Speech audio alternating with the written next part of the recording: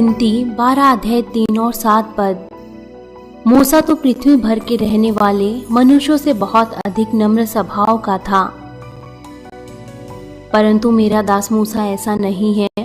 वह तो मेरे सब घरानों में विश्वास योग्य है।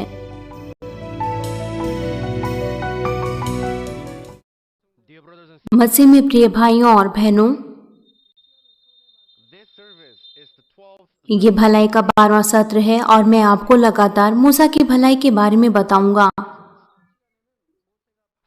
पिछले सत्र में मैंने आपको बताया था कि मूसा वो फिरौन की बेटी के पुत्र के रूप में पैदा हुआ, लेकिन फिर भी उसने अपने लोगों के साथ उसे दुख भोगना अच्छा लगा बजाय पाप में आनंद लेने के। और उसने लगातार 40 वर्षों तक जंगलों में रहते हुए ये सब सहा। उसने पूरी तरीके से महसूस किया कि वो कुछ भी नहीं है और उसके पास कुछ भी नहीं है। जब वो जंगल में परीक्षाओं का सामना कर रहा था, उसने अनुभव किया कि वो अपने आप से कुछ भी नहीं कर सकता, लेकिन वो कभी भी गुस्सा नहीं हुआ और न ही कभी वो उदास हुआ। उसने कभी भी अपने आप पर हार नहीं मानी। उसका परमेश्वर में विश्वास और ज्यादा बढ़ता गया और उसने महसूस किया कि वो यहाँ तक कि परमेश्वर के बिना नहीं रह सकता और वो अपनी हर एक चीजों में धन्यवादी था। उसने एक ऐसे जीवन को जिया जो पूरी तरीके से कठिन परिश्रम से भरा था। जैसा कि एक चरवाहा जब वो अपनी भेड़ों को चराता है, लेकिन वो अपनी हर एक परिस्थितियों में धन्यवादी रहा कि वो कभी भूखा नहीं रहा, लेकिन इसके बजाय उसने हर एक दिन खाना खाया और यहाँ तक कि थोड़ा बहुत वो आराम कर सकता था। वो अपनी हर एक चीजों के लिए परमेश्वर के लिए धन्यवादी था। जब उसने धन्यवाद के साथ उन सभी परीक्षाओं को पार किया तो उसका हृदय पूरी तरीके से परमेश्वर के सामने नम्र बना और उसका विश्वास और ज्यादा बढ़ता गया। और तब परमेश्वर ने मूसा को चुना ताकि परमेश्वर इस्राएलियों को मिस्र से छुड़ा सके। इस्राएली लोग वो दर्द के कारण परमेश्वर को पुकार रहे थे। मूसा ने 40 सालों तक अपने आप को खाली किया और अपने आप को पूरी तरीके से नीचा किया और अपने आप को दीन और नम्र किया। तो सबसे पहले जब परमेश्वर ने उसे कार्य सौंपा तो वो हिचकिचा रहा था। परमेश्वर ने बहुत से आश्चर्य कर्म उसके द्वारा दिखाए और परमेश्वर ने वायदा किया कि वो उसके साथ रहेगा। और जब मूसा ने उनकी आज्ञा का पालन किया तो परमेश्वर ने अपने वचनों को इस्राएलियों को दिया और उसकी आज्ञा के कारण उसने उन इस्राएलियों को जो मिस्र के गुलाम 400 सालों तक रहे, उन्हें छुड़ाया। अब मैं आपको बताता हूँ कि किस तरीके की भलाई मूसा के अंदर थी जब वो उन इस्राएली लोगों की अगुवाई कर रहा था। एक अगुवा होने के नाते जब वो उस वायदा किया हुआ भूमि पर उनकी अगुवाई कर रहा था। प्रिय भाइयों और बहनों और सभी कार्यकर्ताओं, कृपया करके आप अपने हृदय के पात्र को जांचें कि क्या आपका हृदय कितना बड़ा है जब आप अपने हृदय की तुलना मूसा के हृदय के साथ करते हैं। और कृपया करके आप इस संदेश से अनुग्रह पाएं ताकि आपके हृदय का पात्र वो एक बड़ा पात्र बनने पाए। मैं प्रभु यीशु मसीह के नाम से प्रार्थना करता हूँ। प्रिय भाइयों और बहनों, मूसा की तीसरी भलाई थी जो परमेश्वर ने ग्रहण की। ये गिनती 12 अध्याय उसके 3 पद में दिया गया है। मूसा तो पृथ्वी भर के रहने वाले सब मनुष्यों से बहुत अधिक नम्र स्वभाव का था। हमारे पिता परमेश्वर कितनी ज्यादा दीनता और नम्रता से प्रसन्न होते हैं। कृपया करके आप अपने आप को जांचें। क्या आप जानते हैं कि कितना ज्यादा पिता परमेश्वर वो दीनता और नम्रता से प्रेम करते हैं और कितना ज्यादा वो इससे खुश होते हैं। सभी परमेश्वर के जन वो सभी के सभी नम्र थे। आप हमारे प्रभु यीशु मसीह के बारे में सोचें कि वो कितने ज्यादा नम्र थे। आत्मिक रूप से नम्र होना जो परमेश्वर के वचनों में दिया गया है। ये नम्र हृदय ये सभी चीजों को ग्रहण करता है और वो हर किसी को ग्रहण करता है और ये एक ऐसा हृदय बनाता है जिसमें सभी लोग आराम पा सके, जैसा कि एक बड़ा पेड़ होता है और जो सभी लोगों को छाया देता है। और ये नम्रता ये एक ऐसे हृदय से आती है जो रुई की तरह नरम होता है। जब आप एक ऐसे व्यक्ति के आसपास होते हैं जो बिल्कुल दीन और नम्र होता है तो आप ऐसा महसूस करते हैं कि जैसे आप रुई में लिपट गए हैं। और आप विशेष तौर से जब आपके सीनियर्स वो इस तरीके के होते हैं तो आप बहुत ज़्यादा आराम महसूस करते हैं। अगर आप किसी एक पत्थर को किसी एक धातु की चीज पर मारे तो वो आवाज करेगा। अगर आप किसी खिड़की पर एक पत्थर को मारते हैं तो फिर वो आवाज करता है। इसी तरीके से घमंडी और स्वार्थी व्यक्ति वो इस तरीके से आवाज करते हैं जब उसकी ऐसी स्थिति होती है जिस तरीके से वो सोचते हैं और वो उन चीजों को प्राप्त नहीं करते तो वो फिर इस पत्थर की तरह आवाज करते हैं। लेकिन जब हम एक पत्थर वो हम रुई के ऊपर मारते हैं तो रुई उस पत्थर को भी ढक लेती है और वो किसी भी प्रकार की आवाज नहीं करती। एक दीन और नम्र व्यक्ति जिसका ऐसा हृदय होता है तो वो किसी के साथ भी लड़ाई नहीं करता, चाहे कुछ भी परिस्थिति हो, लेकिन इसके बजाय वो सबके साथ शांति बनाने की कोशिश करता है।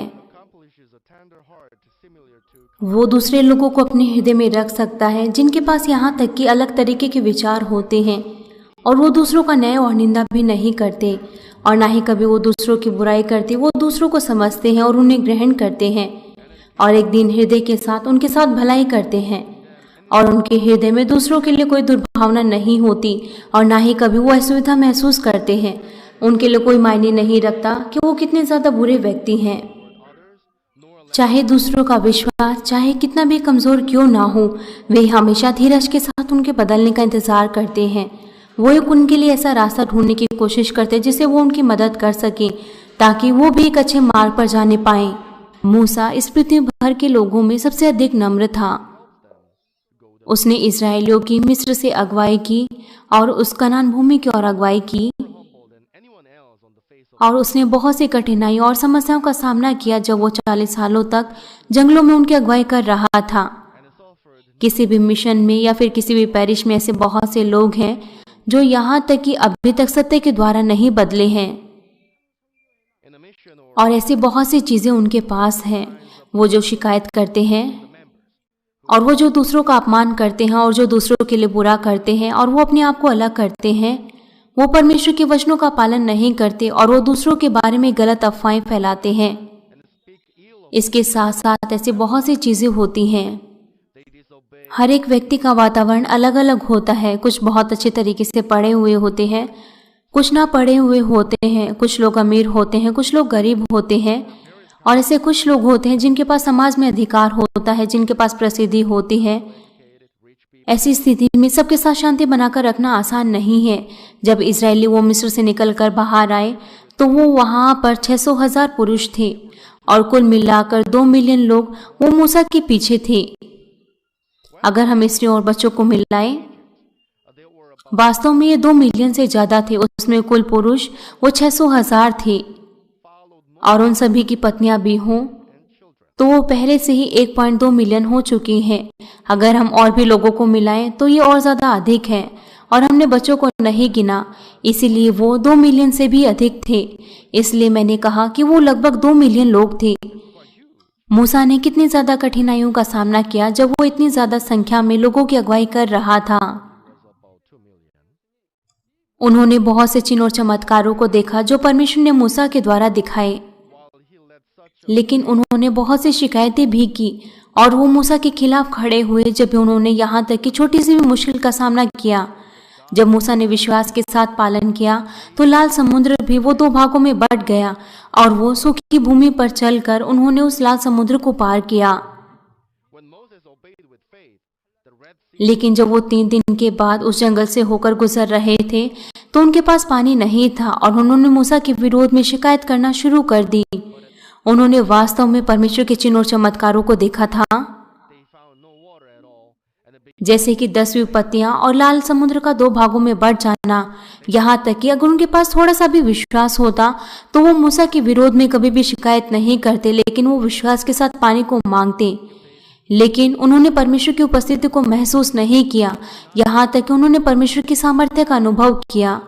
मसीह में प्रिय भाइयों और बहनों, क्या आप विश्वास करते हैं कि परमेश्वर वो इस कलीसिया के साथ हैं और आपके साथ हैं?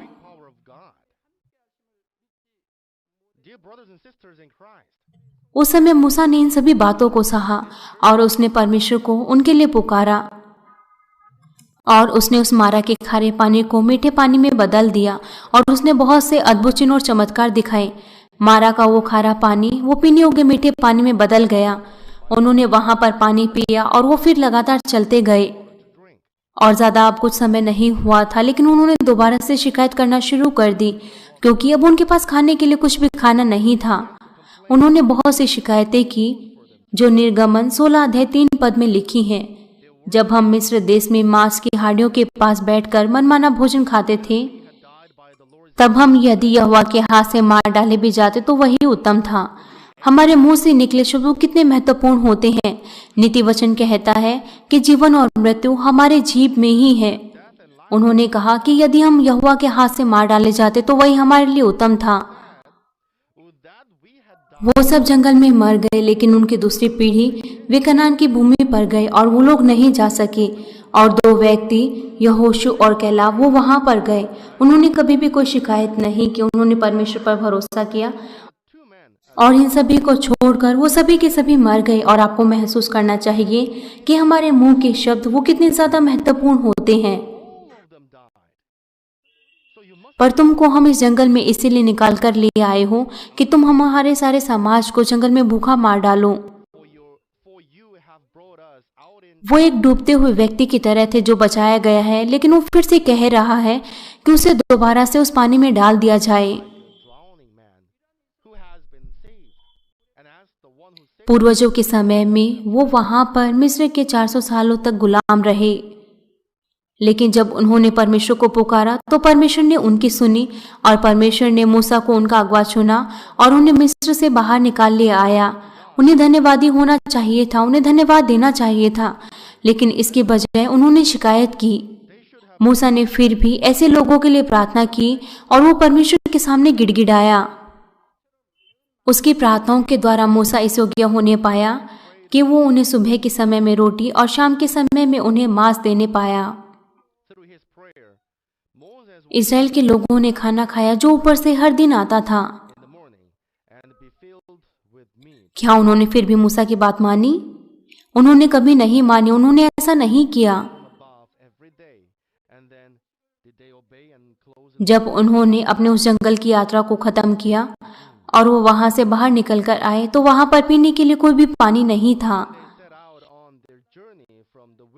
इसीलिए उन्होंने मूसा के साथ लड़ाई की और वो उस पर पथराव करने को थे और उन्होंने ऐसा कहा कि तू क्यों हमें मिस्र से निकाल ले आया? क्या तू हमें और हमारे बच्चों को प्यास के कारण हमें मारना चाहता है?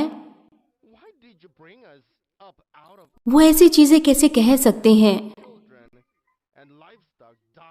यहाँ तक कि वो हर दिन मन्ना खाते थे जो ऊपर से स्वर्ग की ओर से आता था।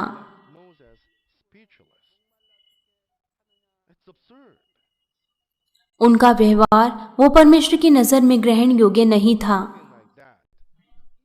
लेकिन फिर भी मूसा वो परमेश्वर के सामने गया और मूसा ने उनके लिए प्रार्थना की। उसने परमेश्वर को पुकारा और उसने उत्तरों को प्राप्त किया। उसने चट्टान को अपनी छड़ी से मारा और वहां पर पानी निकल आया।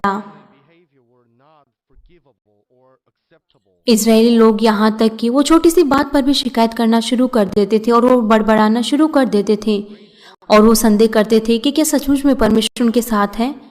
लेकिन मूसा ने परमेश्वर को पुकारा और उसने परमेश्वर से उत्तरों को प्राप्त किया। तब भी वो परमेश्वर के सामने बड़े पाप कर रहे थे और वो संकट में पड़ गए, जिसके कारण उन सबका नाश हो सकता था। मूसा वो सीने पर्वत पर गया ताकि वो परमेश्वर से बातचीत कर सके एक लंबे समय तक। जब मूसा वहां पर नहीं था तब भी उन्होंने महान पाप किए परमेश्वर के सामने और वो बहुत सी समस्याओं में गिर गए, जिसके कारण उन सब का नाश हो जाता। मूसा पिता परमेश्वर से बातचीत करने के लिए वो शीने पहाड़ पर गया।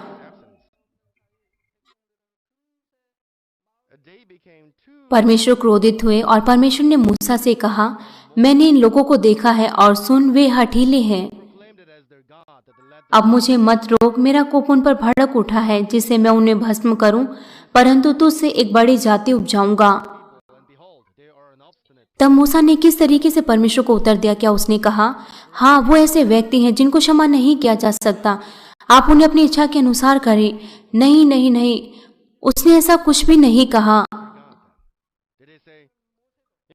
निर्गमन 32 अध्याय उसके 11 पद से लेकर 13 पद में लिखा है, तब मूसा अपने परमेश्वर यहोवा को यह कह के मनाने लगा कि हे यहोवा, तेरा कोप अपनी प्रजा पर क्यों भड़का है, जिसे तू बड़े सामर्थ्य और बलवंत हाथ के द्वारा मिस्र देश से निकाल लाया है। मिस्री लोग यह क्यों कहने पाए कि वह उनको बुरे अभिप्राय से अर्थात पहाड़ों में घात करके धरती पर से मिटा डालने की मनसा से निकाल ले गया। तू अपने भड़के हुए कोप को शांत कर और अपनी प्रजा को ऐसी हानि पहुंचाने से फिर जा। अपने दास अब्राहिम, इसहाक और याकूब को स्मरण कर, जिसे तूने अपनी ही क्रिया खाकर यह कहा था कि मैं तुम्हारे वंश को आकाश के तारों के तुल्य बहुत करूंगा, और यह सारा देश जिसकी मैंने चर्चा की है तुम्हारे वंश को दूंगा कि वह उसके अधिकारी सदैव बने रहें। परमेश्वर ने अपनी इच्छा को बदल दिया और परमेश्वर ने कोई भी अपना क्रोध उन पर नहीं भड़काया। आपको इस बात को जानना चाहिए कि मूसा की प्रार्थना वो कितना ज्यादा सामर्थ्य थी। परमेश्वर ने निर्णय लिया था कि वो सभी इस्राएलियों को नाश कर देगा, लेकिन जब मूसा ने अपने प्रेम और विश्वास के साथ परमेश्वर से प्रार्थना की तो परमेश्वर ने मूसा की प्रार्थनाओं को सुना। परमेश्वर ने मूसा की प्रार्थनाओं का उत्तर दिया। आप यहाँ पर देख सकते हैं कि यहाँ पर मूसा की प्रार्थना कितना ज्यादा सामर्थ्य थी। उन्होंने किस तरीके से परमेश्वर के गुस्से को शांत किया और किस तरीके से उसकी प्रार्थनाओं ने परमेश्वर के हृदय को प्रभावित किया। आपने इस कलीसिया में भी इस तरीके की चीजों को देखा है। आपने ऐसे पाप किए थे जिनके पाप क्षमा नहीं किए जा सकते थे, लेकिन फिर भी परमेश्वर ने आपको मौका दिया ताकि आप पश्चाताप करने पाए। लेकिन परमेश्वर के हृदय को प्रभावित करने के लिए और परमेश्वर ने आपको क्षमा किया, वो व्यक्ति जो परमेश्वर को खुश करता है, वो व्यक्ति परमेश्वर के हृदय के समान होना चाहिए। वो हमारे प्रभु की तरह नम्र होना चाहिए। केवल ऐसे व्यक्ति ही वो ही केवल परमेश्वर के हृदय को प्रभावित कर सकते हैं। ऐसा ही आपके साथ है जो बीमार है। जब आप और आपका परिवार वो नम्र बन जाता है, जब वो पवित्र होते हैं और जब वो आत्मा में आते हैं और जिनके पास ऐसा विश्वास होता है जो पिता परमेश्वर के हृदय को भी प्रभावित करते हैं, तब आप उत्तर प्राप्त कर सकते हैं जो भी आप चाहते हैं। जब मूसा पहाड़ से उतरकर नीचे आया तो उसने देखा कि वो परमेश्वर के सामने वो बहुत बड़ा पाप कर रहे हैं। निर्गमन 32 अध्याय उसके 31 और 32 पद में कहा है, तब मूसा यहोवा के पास जाकर कहने लगा कि हाय हाय, उन लोगों ने सोने का देवता बनाकर बड़ा ही पाप किया है। तो भी अब तू उनका पाप क्षमा कर, नहीं तो अपनी लिखी हुई पुस्तक में से मेरे नाम को काट दे। उन्होंने परमेश्वर के सामने बहुत बड़े पाप किए और उन्होंने अपने लिए सोने की मूरत बनाई, लेकिन अब अगर नहीं तो मेरा नाम अपने जीवन की पुस्तक में से काट दे। यहाँ पर जिस किताब के बारे में बताया गया है वो जीवन की किताब है जो स्वर्ग में है। केवल वो जिनके नाम जीवन की पुस्तक में लिखे हैं वो ही बचाए जा सकते हैं। प्रकाशित वाक्य की किताब कहती है वो जिनके नाम जीवन की पुस्तक में नहीं लिखे उनका न्याय किया जाएगा और वो नरक में जाएंगे जब श्वेत सिंहासन का न्याय होगा। मूसा इस बात को जानता था, इसलिए उसने परमेश्वर से प्रार्थना की, यहाँ तक कि उसने अपने जीवन को दांव पर लगा दिया। वो क्या कह रहा था कि वो अपने लोगों को बचाना चाहता है, यहाँ तक कि उसे स्वयं नरक में जाना पड़े। उसने इस तरीके से अपने लोगों के लिए परमेश्वर से भीख मांगी। वो लोग जिसने परमेश्वर के सामने बहुत बड़े पाप किए थे, लेकिन उसने फिर भी वो अपने राष्ट्र का नाश होते हुए नहीं देख सकता, इसलिए उसने परमेश्वर से उनके लिए क्षमा मांगी और यहाँ तक कि अपना जीवन भी उसने दांव पर लगा दिया। उन लोगों ने इस बात पर विश्वास नहीं किया कि परमेश्वर मूसा के साथ है और ना ही उन्होंने मूसा का अनुसरण किया। वो मूसा के लिए धन्यवादी नहीं थे और उसके बलिदानी दर्द के लिए, लेकिन इसके बजाय उन्होंने शिकायत की और वो मूसा के विरोध में बड़बड़ाने लगे जब उन्होंने यहाँ तक कि छोटी सी भी समस्या का सामना किया। जब उन्होंने महानता से परमेश्वर के सामने पाप किए और जब वो यहाँ तक कि नाश होने के मार्ग पर थे, तो भी मूसा कभी भी हिचकिचाया नहीं, यहाँ तक कि वो अपने उद्धार को भी दे दे। मूसा ने सबसे बड़ी भलाई को अपने हृदय में रखा, जिसके द्वारा वो यहाँ तक कि वो अपने जीवन को भी अपने शत्रुओं को दे सकता है जो यहाँ तक कि बहुत बड़े पाप कर रहे हैं। इसीलिए पिता परमेश्वर ने कहा कि वो इस पृथ्वी पर सबसे ज्यादा नम्र है। क्या आप मूसा की तरह नम्र नहीं बनना चाहते?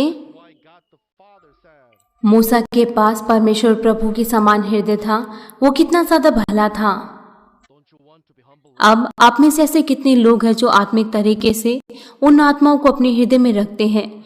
क्या आप कभी भी अपने बच्चों से लड़ाई नहीं करते जिनको आपने जन्म दिया है, क्योंकि आप उन्हें अपने हृदय में नहीं रख पाते?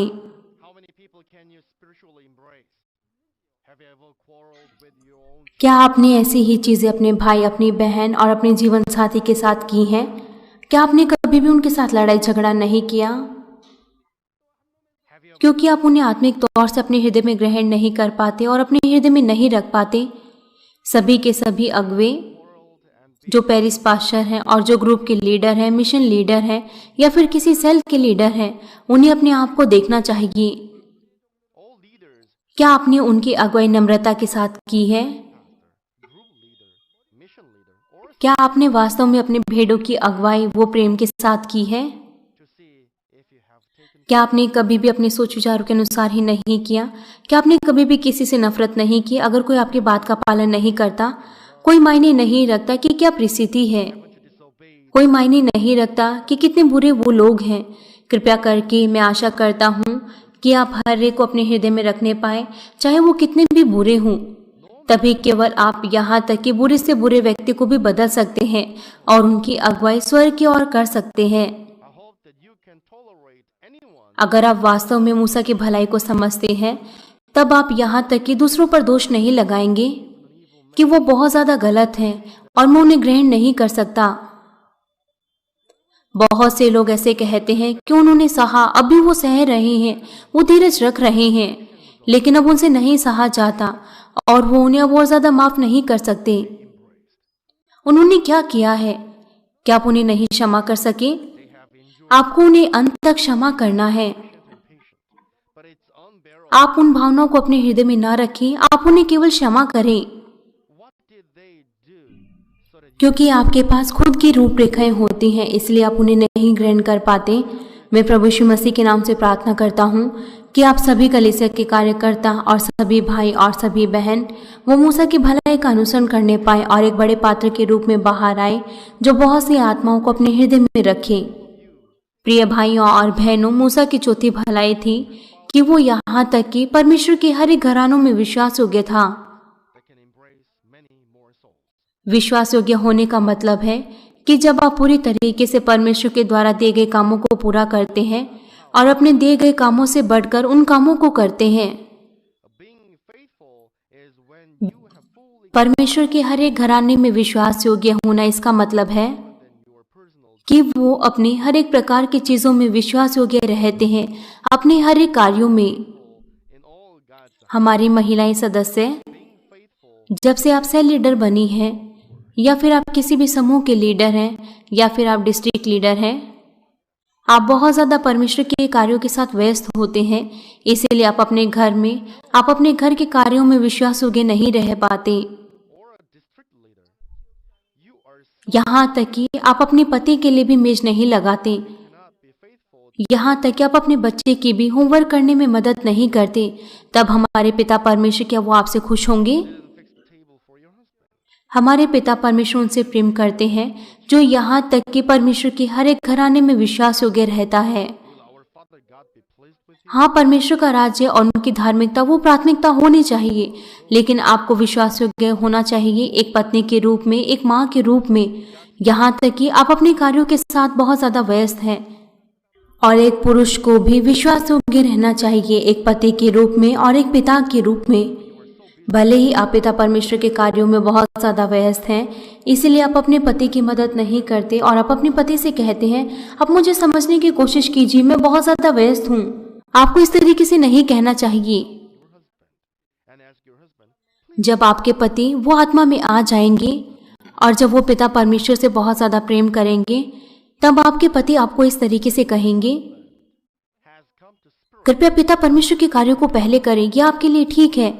ये ठीक है कि आप घर पर लेट आए जब आप अपने सदस्यों के घर जाते हैं। बस आप मेज पर मेरे लिए कुछ खाना रख दीजिए या फिर फ्रिज में रख दीजिए, मैं अपने आप उसमें से ले लूंगा। तुम मेरे बारे में चिंता मत करो। अगर आपके पति इस तरीके से हैं तो ये कितना ज़्यादा अच्छा होगा। लेकिन जब तक आपको अपने अपने हर एक कार्यों में विश्वास योग्य रहना चाहिए। ये वो है जिससे हमारे पिता परमेश्वर खुश होते हैं।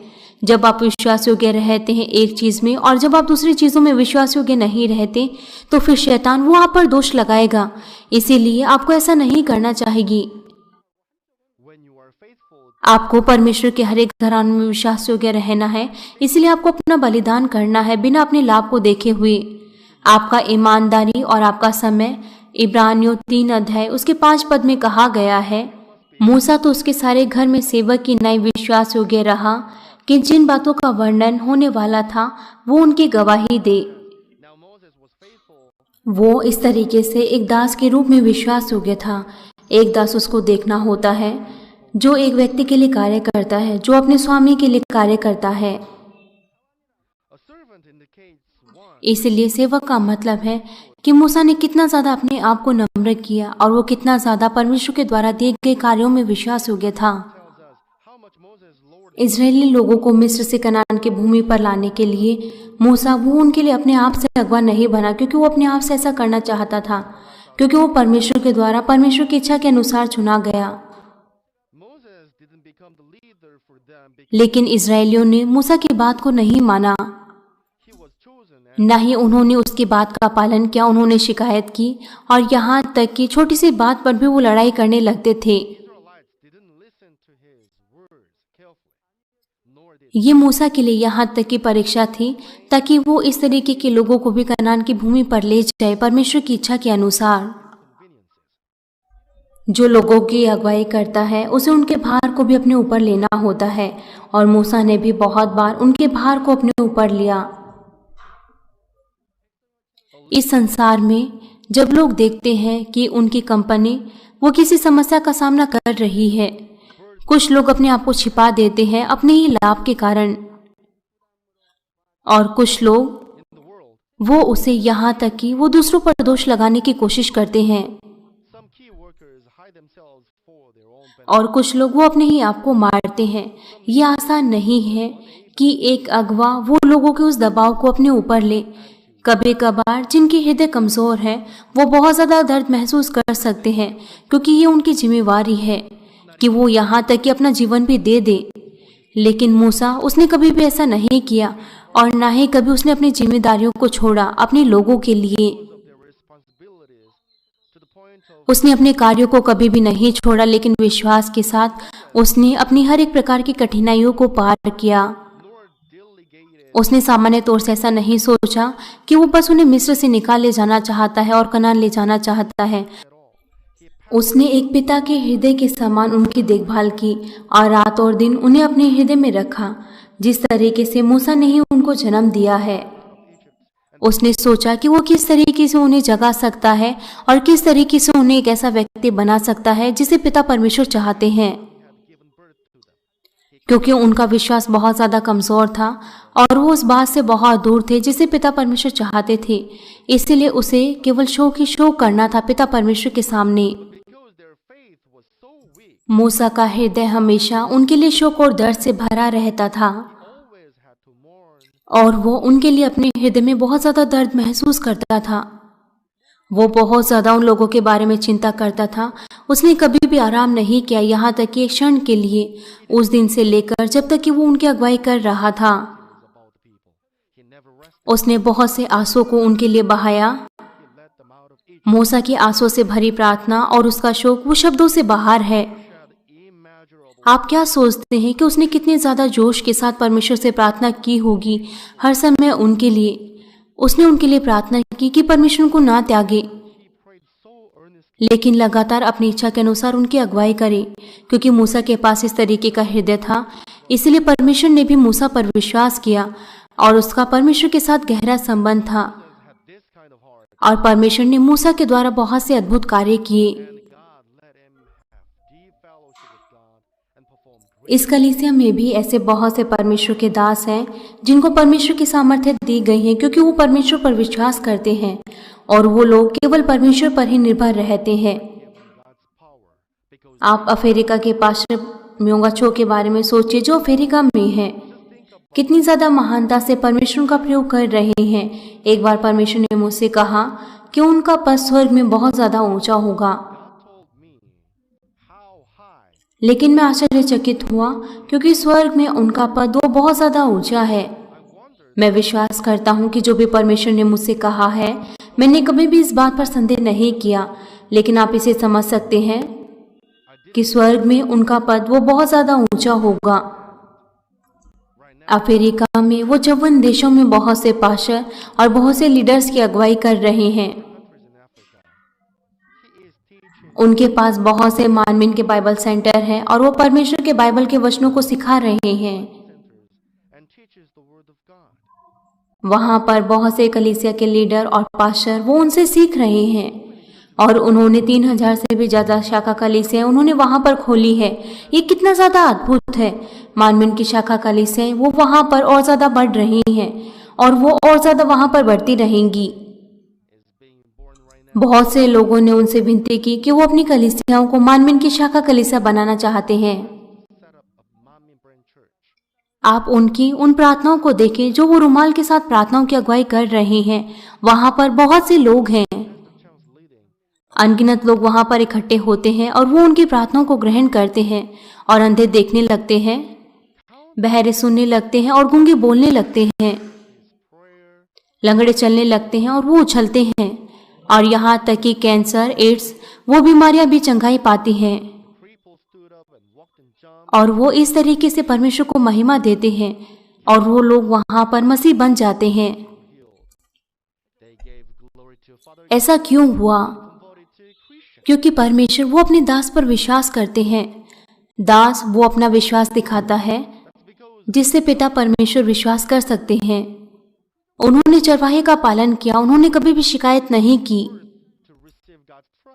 जब उन्होंने पूर्व की ओर जाने का निर्णय लिया, अगर मैंने उनसे कहा कि उसे पश्चिम की ओर जाना है तो उसने पालन किया और वो केवल पश्चिम की ओर ही गया।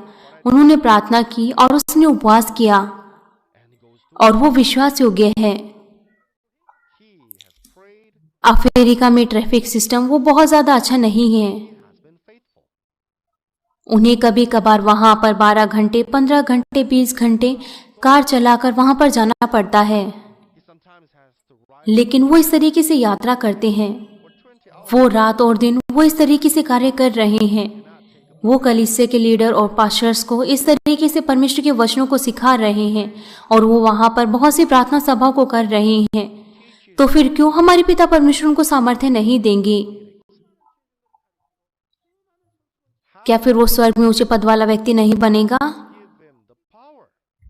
जब एक अध्यापक अच्छा होता है तो उसके पास बहुत से अच्छे विद्यार्थी भी होते हैं। इसीलिए मूसा ने न केवल परमेश्वर से 10 आज्ञाएं प्राप्त की, लेकिन मूसा ने परमेश्वर के साथ बहुत ज्यादा गहरी बातचीत भी की। वो वहां पर पहाड़ पर गया और उसने वहां पर प्रार्थनाएं की और उसने 40 दिनों तक उपवास किया। क्या आप सोचते हैं कि यह आसान है? जब उसने परमेश्वर से 40 दिनों तक उपवास प्रार्थनाएं की तो उसने चुपचाप से प्रार्थना नहीं की। उसने अपने पूरे ईमानदार हृदय से जोश के साथ प्रार्थना की और उसने अपनी हर एक बेहतर कोशिश की कि वो परमेश्वर के हृदय को और ज्यादा जान सके। सामर्थ्य वो अचानक से नहीं आई। उनकी प्रार्थनाओं के द्वारा उनको पिता परमेश्वर ने मूसा को 5 पुस्तकें दी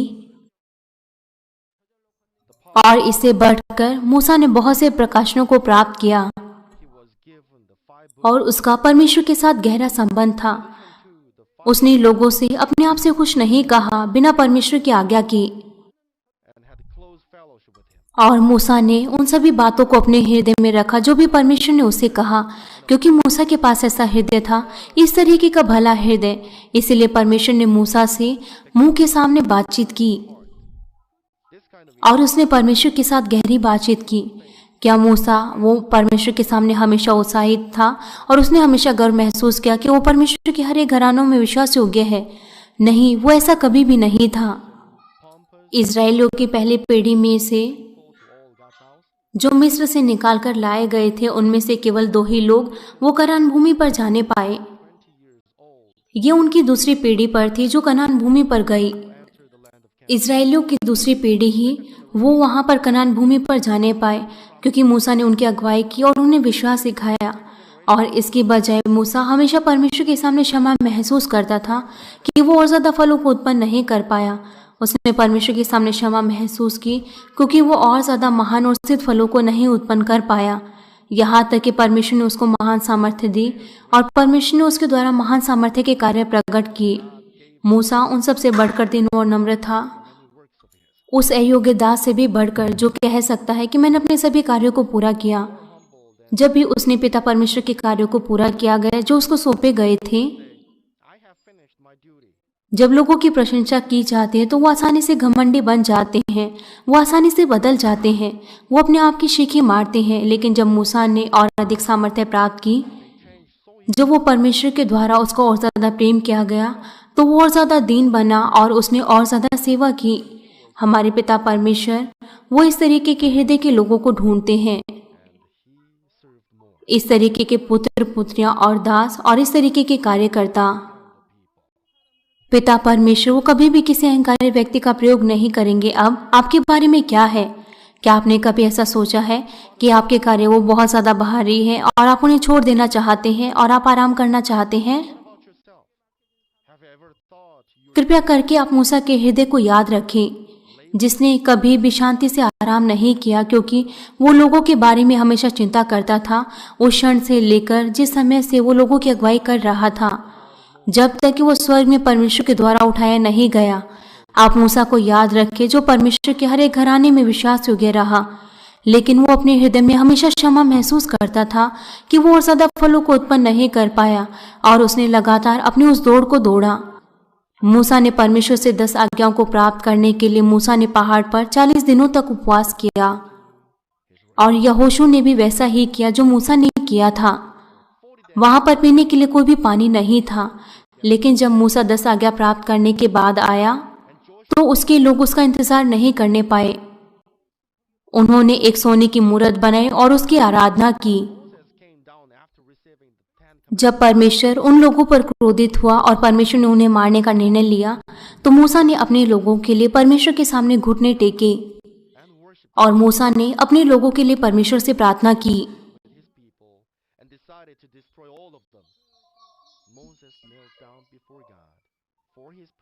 मूसा ने उनके लिए प्रार्थना की, पिता परमेश्वर कृपया उन्हें क्षमा कीजिए। अगर आप उन्हें क्षमा नहीं करोगे तो आप मेरा जीवन ले लो, मेरा नाम उस जीवन की पुस्तक से काट दो।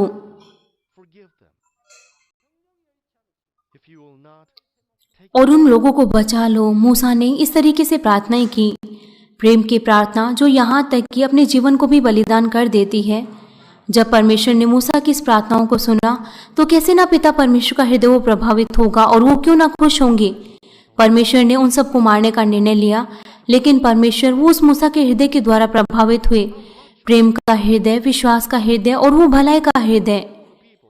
यहाँ तक कि अगर मूसा को नरक भी जाना पड़े तो भी मूसा ने अपने लोगों के लिए क्षमा मांगी और उसने परमेश्वर से प्रार्थना की कि वो उन्हें बचाए। इसीलिए परमेश्वर ने अपने क्रोध को शांत किया और परमेश्वर ने उन्हें बचाया। मैं आपको इस संदेश का निष्कर्ष देता हूँ।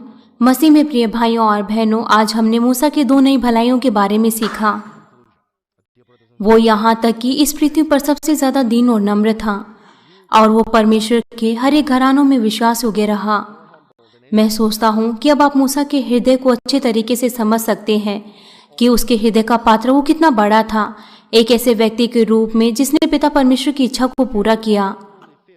एक वाक्य कहता है कि हवा कभी भी उस पेड़ की ओर बहने की ओर बंद नहीं होती जो बड़ा होता है।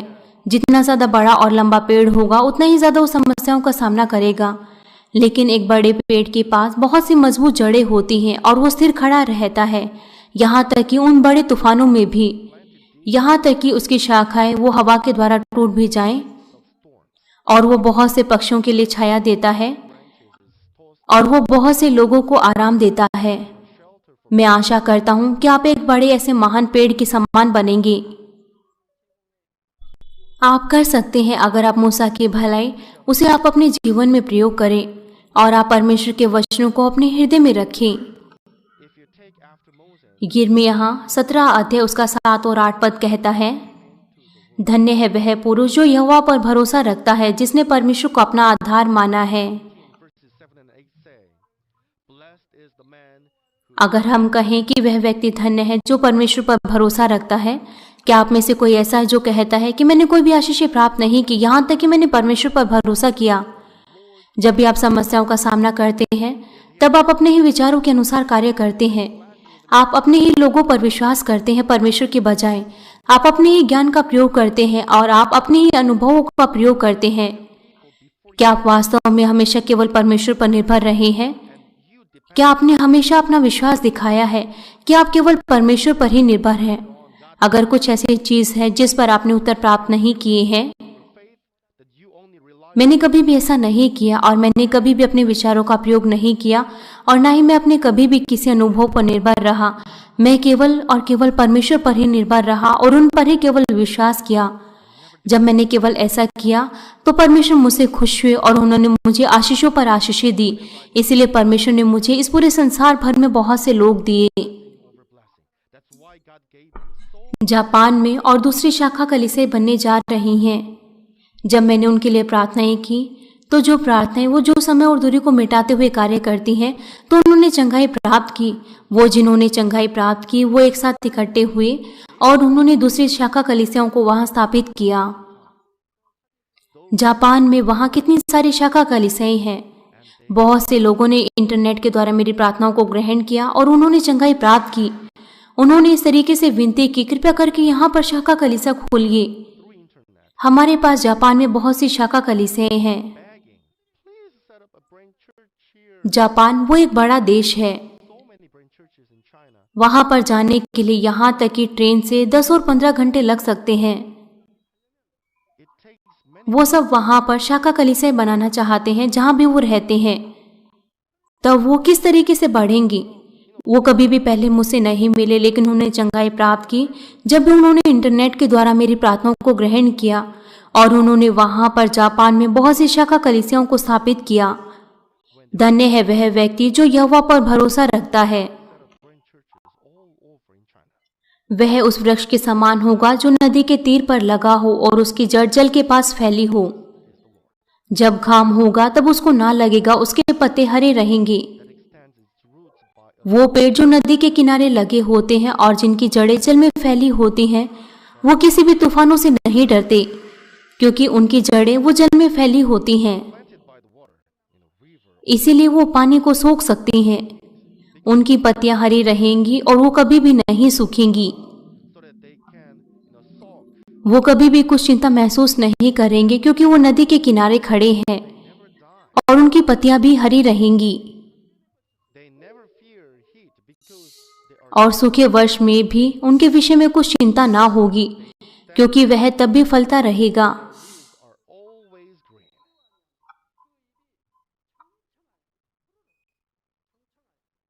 दूसरे शब्दों में, अगर हम अपनी जड़ें परमेश्वर में और प्रभु में बनाए रखते हैं, अगर हम केवल पिता परमेश्वर और प्रभु पर ही निर्भर रहते हैं, तो वो हमारे साथ रहेंगे और वो हमारे लिए कार्य करेंगे। ये उनका वायदा है।